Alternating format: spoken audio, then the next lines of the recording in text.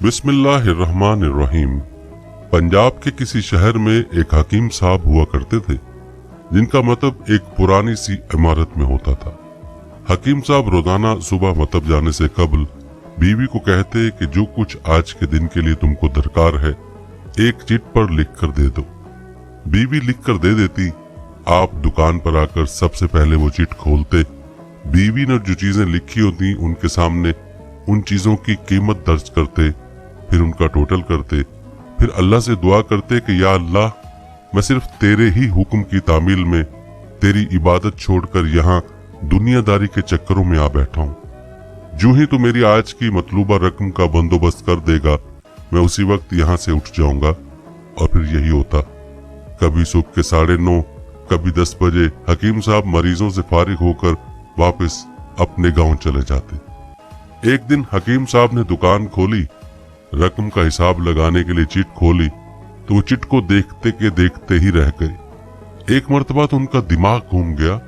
उनको अपनी आंखों के सामने तारे चमकते हुए नजर आ रहे थे, लेकिन जल्द ही उन्होंने अपने असाब पर काबू पा लिया। आटे दाल वगैरह के बाद बेगम ने लिखा था बेटी के जहेज का सामान। कुछ देर सोचते रहे, फिर चीजों की कीमत लिखने के बाद जहेज का सामान लिखा। ये अल्लाह का काम है, अल्लाह जाने। 1-2 मरीज आए हुए थे, उनको हकीम साहब दवाई दे रहे थे। इसी दौरान एक बड़ी सी कार उनके मतब के सामने आकर रुकी। हकीम साहब ने कार या साहिब कार को कोई खास तवज्जो न दी, क्योंकि कई कारों वाले उनके पास आते रहते थे। दोनों मरीज दवाई लेकर चले गए। वो सूटेड बूटेड साहब कार से बाहर निकले और सलाम करके बेंच पर बैठ गए। हकीम साहब ने कहा कि अगर आपने अपने लिए दवाई लेनी है तो इधर स्टूल पर आ जाइए, ताकि मैं आपकी नब्ज देख लूं, और अगर किसी मरीज की दवाई लेकर जानी है तो बीमारी की कैफियत बयान करें। वो साहब कहने लगे, हकीम साहब, मेरा ख्याल है आपने मुझे पहचाना नहीं, लेकिन आप मुझे पहचान भी कैसे सकते हैं, क्योंकि मैं 15 या 16 साल बाद आपके मतब में दाखिल हुआ। आपको गुज़श्ता मुलाकात का अहवाल सुनाता हूँ, फिर आपको सारी बात याद आ जाएगी। जब मैं पहली मर्तबा यहाँ आया था तो वो मैं खुद नहीं आया था, खुदा मुझे आपके पास ले आया था, क्योंकि खुदा को मुझ पर रहम आ गया था और वो मेरा घर आबाद करना चाहता था। हुआ इस तरह था कि मैं लाहौर से मीरपुर अपनी कार में अपने आबाई घर जा रहा था। ऐन आपकी दुकान के सामने हमारी कार पंक्चर हो गई। ड्राइवर कार का पहिया उतार कर पंक्चर लगवाने चला गया। आपने देखा कि मैं गर्मी में कार के पास खड़ा हूँ। आप मेरे पास आए और आपने मतब की तरफ इशारा किया और कहा कि उधर आकर कुर्सी पर बैठ जाएं। अंधा क्या चाहे 2 आंखें। मैंने आपका शुक्रिया अदा किया और कुर्सी पर आकर बैठ गया। ड्राइवर ने कुछ ज्यादा ही देर लगा दी थी। एक छोटी सी बच्ची भी यहाँ आपकी मेज के पास खड़ी थी और बार बार कह रही थी, चले ना, मुझे भूख लगी है। आप उसे कह रहे थे, बेटी थोड़ा सब्र करो, अभी चलते हैं। मैंने ये सोचकर कि इतनी देर से आपके पास बैठा हूँ, मुझे कोई दवाई आपसे खरीदनी चाहिए ताकि आप मेरे बैठने को ज्यादा महसूस न करें।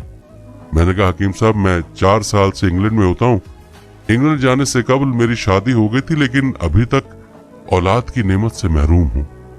यहाँ भी बहुत इलाज किया और वहाँ इंग्लैंड में भी, लेकिन अभी किस्मत में मायूसी के सिवा और कुछ नहीं देखा। आपने कहा, मेरे भाई, तौबा इस्तगफार पढ़ो, खुदारा अपने खुदा से मायूस ना हो। याद रखो, उसके खजाने में किसी शय की कमी नहीं। औलाद, मालो असबाब और गमी खुशी, जिंदगी मौत, हर चीज उसी के हाथ में। किसी हकीम या डॉक्टर के हाथ में शिफा नहीं होती और ना ही किसी दवा में शिफा होती है। शिफा अगर होनी है तो अल्लाह के हुक्म से होनी है। औलाद देनी है तो उसी ने देनी है। मुझे याद है आप बातें करते जा रहे थे और साथ साथ पुड़ियां बना रहे थे। तमाम दवाइयां आपने 2 हिस्सों में तकसीम करके 2 लिफाफों में डाली। फिर मुझसे पूछा कि आपका नाम क्या है। मैंने बताया कि मेरा नाम मोहम्मद अली है। आपने एक लिफाफे पर मोहम्मद अली और दूसरे पर बेगम मोहम्मद अली लिखा। फिर दोनों लिफाफे एक बड़े लिफाफे में डालकर दवाई इस्तेमाल करने का तरीका बताया। मैंने बेदिली से दवाई ले ली, क्योंकि मैं तो सिर्फ कुछ रकम आपको देना चाहता था। लेकिन जब दवाई लेने के बाद मैंने पूछा, कितने पैसे? आपने कहा, बस ठीक है। میں نے زیادہ زور ڈالا تو آپ نے کہا کہ آج کا کھاتا بند ہو گیا۔ میں نے کہا مجھے آپ کی بات سمجھ نہیں آئی۔ اسی دوران وہاں ایک اور آدمی آ چکا تھا، اس نے مجھے بتایا کہ کھاتا بند ہونے کا مطلب یہ ہے کہ آج کے گھریلو اخراجات کے لیے جتنی رقم حکیم صاحب نے اللہ سے مانگی تھی وہ اللہ نے دے دی ہے، مزید رقم وہ نہیں لے سکتے۔ میں کچھ حیران ہوا اور کچھ دل میں شرمندہ ہوا کہ میرے کتنے گھٹیا خیالات تھے اور یہ سادہ سا حکیم کتنا عظیم انسان ہے۔ میں نے جب گھر جا کر بیوی کو دوائیاں دکھائیں اور ساری بات بتائی تو بے اختیار اس کے منہ سے نکلا وہ انسان نہیں کوئی فرشتہ ہے، اور اس کی دی ہوئی ادویات ہمارے من کی مرادیں پوری کرنے کا باعث بنے گی۔ حکیم صاحب آج میرے گھر میں 3 پھول اپنی بہار دیکھ رہے ہیں۔ ہم میاں بیوی ہر وقت آپ کے لیے دعائیں کرتے رہتے ہیں۔ جب بھی پاکستان چھٹی آیا کار ادھر روکی لیکن دکان کو بند پایا۔ میں کل دوپہر بھی آیا تھا، آپ کا مطلب بند تھا۔ ایک آدمی پاس ہی کھڑا ہوا تو اس نے کہا کہ اگر آپ کو حکیم صاحب سے ملنا ہے تو آپ صبح 9 بجے لازماً پہنچ جائیں، ورنہ ان کے ملنے کی کوئی گارنٹی نہیں۔ اس لیے آج میں سویرے سویرے آپ کے پاس آ گیا ہوں۔ محمد علی نے کہا کہ جب 15 سال قبل میں نے یہاں آپ کے مطلب میں آپ کی چھوٹی سی بیٹی دیکھی تو میں نے بتایا تھا کہ اس کو دیکھ کر مجھے اپنی بھانجی یاد آ رہی ہے۔ حکیم صاحب ہمارا سارا خاندان انگلینڈ سیٹل ہو چکا ہے، صرف ہماری ایک بیوہ بہن اپنی بیٹی کے ساتھ پاکستان میں رہتی ہیں۔ ہماری بھانجی کی شادی اس ماہ کی 21 تاریخ کو ہونا تھی۔ اس بھانجی کی شادی کا سارا خرچ میں نے اپنے ذمے لیا تھا۔ 10 دن قبل اس کار میں نے لاہور اپنے رشتہ داروں کے پاس بھیجا کہ شادی کے لیے اپنی مرضی کی جو چیز چاہے خرید لے۔ اسے لاہور جاتے ہی بخار ہو گیا لیکن اس نے کسی کو نہ بتایا۔ بخار کی گولیاں ڈسپرین وغیرہ کھاتی اور بازاروں میں پھرتے رہی۔ بازار میں پھرتے پھرتے اچانک بے ہوش ہو کر گری۔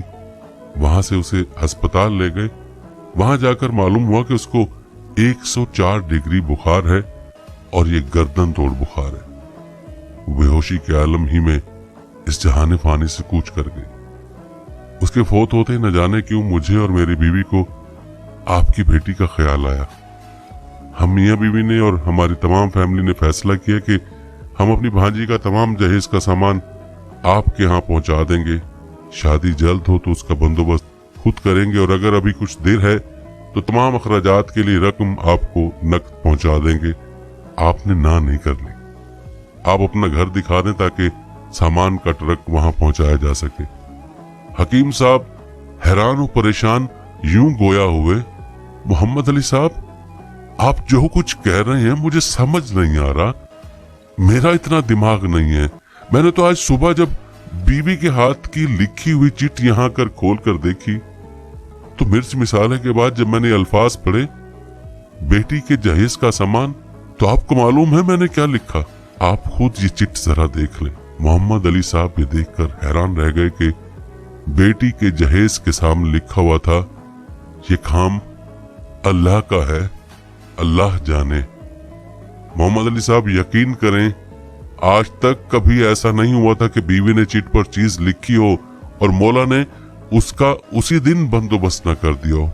واہ میرے مولا واہ، تو عظیم ہے، تو کریم ہے۔ آپ کی بھانجی کی وفات کا صدمہ ہے لیکن اس کی قدرت پر حیران ہوگا وہ کس طرح اپنے معجزے دکھاتا ہے۔ حکیم صاحب نے کہا جب سے ہوش سنبھالا ایک ہی سبق پڑھا کہ صبح ورد کرنا ہے رازق رازق تو ہی رازق، اور شام کو شکر شکر مولا تیرا شکر۔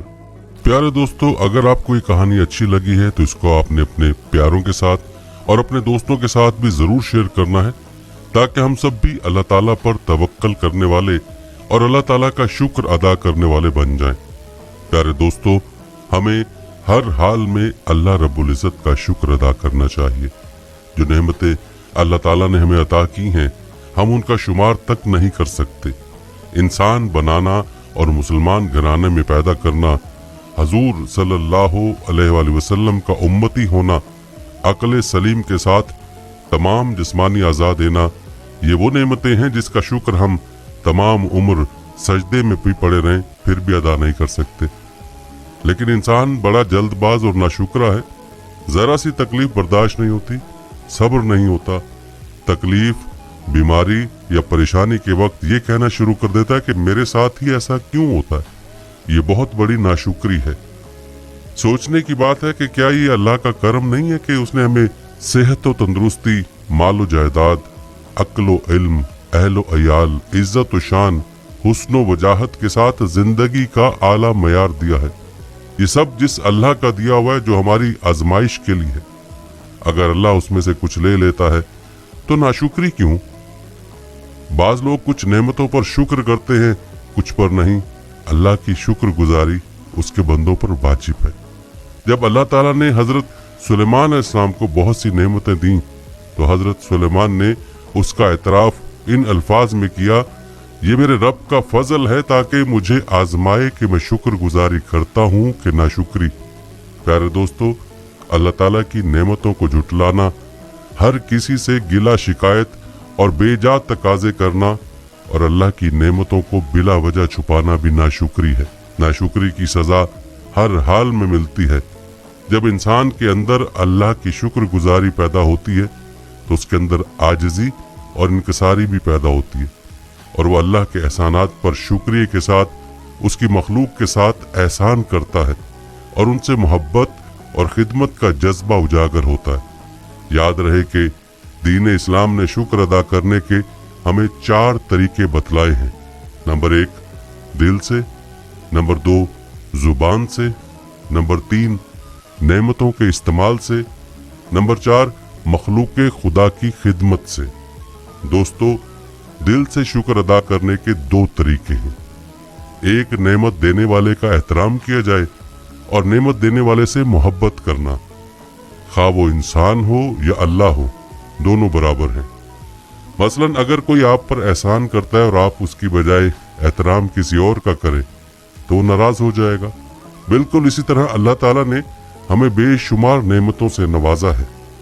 अगर हम अल्लाह की बजाय किसी और का एहतराम और इकराम करेंगे तो इस अमल से अल्लाह ताला बहुत सख्त नाराज हो जाते हैं। हम अल्लाह अकबर तो कहते हैं लेकिन दिल में एहतराम पैसे का है कि उससे सब कुछ होता है, उसके अलावा कुछ भी नहीं हो सकता। ऐसे नजरिए और अकीदे से अल्लाह नाराज होते हैं। दोस्तों, ये एक फितरती उसूल है कि जिस शख्स पर कोई एहसान करता है वो बंदा उसका गुलाम बन जाता है और उससे मोहब्बत करने लग जाता है और उसकी पसंद को तरजीह भी देता है। इसी तरह हमें भी चाहिए कि हम अपने हकीकी अल्लाह ताला के अहकामात को हर वक्त मानने की और तरजीह देने की कोशिश करें। दोस्तों, जुबान से शुक्र अदा करने के भी 2 तरीके हैं। तहदीस बिल नेमत का इजहार करना और दूसरा तरीका यह है कि ज़बान से तारीफ करना। जुबान से तहदीस बिल नेमत का मतलब है कि इंसान उसका इकरार और इजहार करे कि ये चीज़ मेरे अब्बू ने या भाई वगैरह ने दी है, उसमें रियाकारी मकसूद ना हो। अल्लाह का शुक्र अदा करने का एक तरीका यह है कि अल्लाह ताला की हर दी हुई चीज़ पर अल्हम्दुलिल्लाह कहें। मसलन अल्हम्दुलिल्लाह, अल्लाह ने मुझे आंखों की नेमत से नवाजा वगैरह। और बंदों का शुक्र अदा करने का मतलब यह है कि जब कोई आपको कोई चीज़ दे उस पर उसको जज़ाकल्लाह कह दिया जाए ताकि उसके जरिए उसकी दी हुई नेमत का उसको बदला मिल जाए। हदीस में आपने फरमाया, जो शख्स बंदों का शुक्र अदा नहीं करता वो मेरा भी शुक्र अदा नहीं करता। शुक्र का एक तरीका अमली इस्तेमाल से शुक्र अदा करना है। उसका मतलब यह है कि अल्लाह ताला की दी हुई नेमतों को अमली तौर पर इस्तेमाल करना और उसका इस्तेमाल करके इजहार करना। एक मशहूर वाक़या है कि एक सहाबी आपके पास आए और उन्होंने मैले कुचैले कपड़े पहने हुए थे, जिस पर आपने नाराजगी का इजहार करते हुए फरमाया कि जाओ कपड़े साफ सुथरे पहन कर आओ, क्योंकि अल्लाह ताला खुद भी जमील है और खूबसूरत और जमाल को पसंद करते हैं। जब हम अल्लाह ताला की दी हुई नेमतों का अपने वजूद पर इजहार करते हैं तो उससे अल्लाह ताला बहुत खुश होते हैं, लेकिन अगर इस्तेमाल न की जाए तो ये भी एक नाशुक्री है। और शुक्र का चौथा तरीका है मखलूक खुदा की खिदमत करके शुक्र अदा करना। मतलब यह है कि अल्लाह ताला की दी हुई नेमतों से दूसरों को फायदा पहुंचाना, मसलन अपने इल्म, अमल, हुनर, माल और तज़किया नफ्स वगैरह से दूसरों की रहनुमाई करना, ये भी एक शुक्र का बहुत बड़ा तरीका है। दोस्तों, ये थी हमारी आज की वीडियो। اس ویڈیو کو آپ نے شیئر ضرور کرنا ہے۔ اللہ سے دعا ہے کہ اللہ تعالی ہمیں گنہگاروں کو ناشکری سے محفوظ رکھے اور ہر حال میں اللہ کی رضا میں راضی رکھے۔